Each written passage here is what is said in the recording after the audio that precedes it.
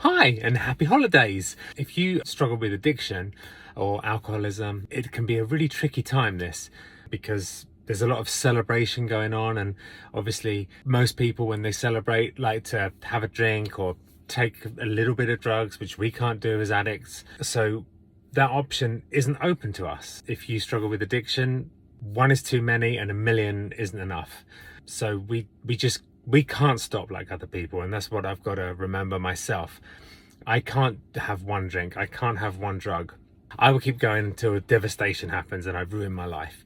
I think if you're an addict, you're probably the same in that way.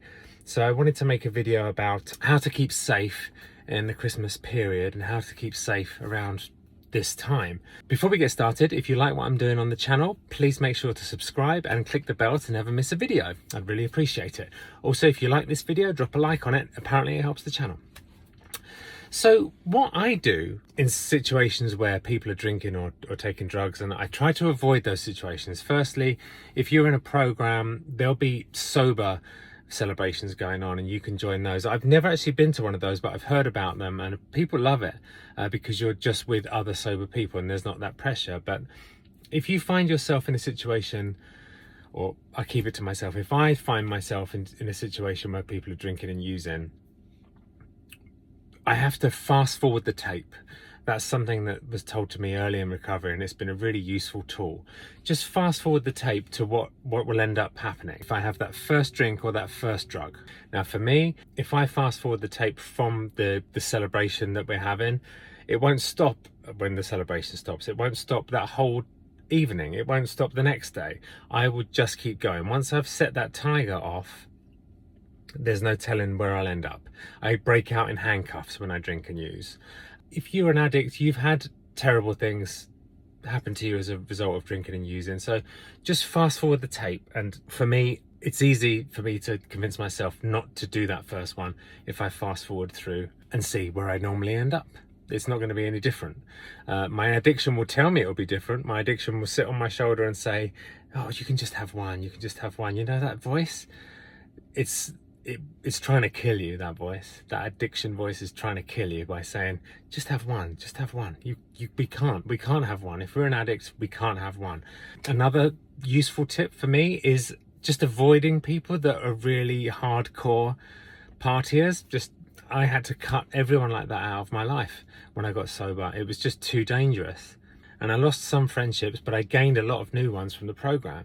So I try to avoid people like that nowadays, just because it's not worth the temptation to join in.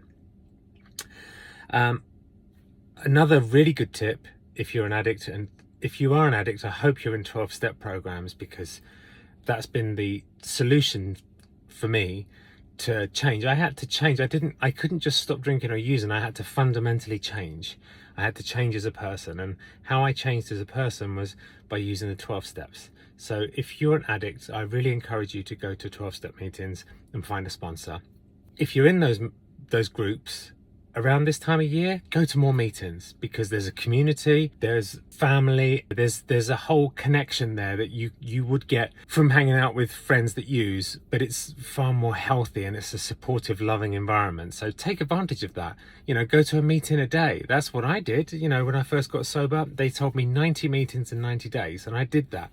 And it really helped. But even if you're long-term sober, upping your meetings around this time of year really helps.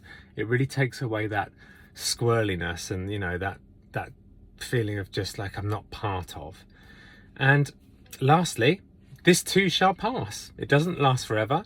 2 weeks, this will all be over and we won't feel the pressure anymore. But it's not all pressure, is it? We'll hopefully be able to have a great time with our families, have a great time with each other, have a great time with 12-step fellows. It's time to enjoy and relax. So we don't have to use and drink to do that. We can have a life beyond our wildest dreams. We never have to drink or use again a day in our life. So as always, I love you guys. Please stay safe over the holiday period and enjoy the holidays.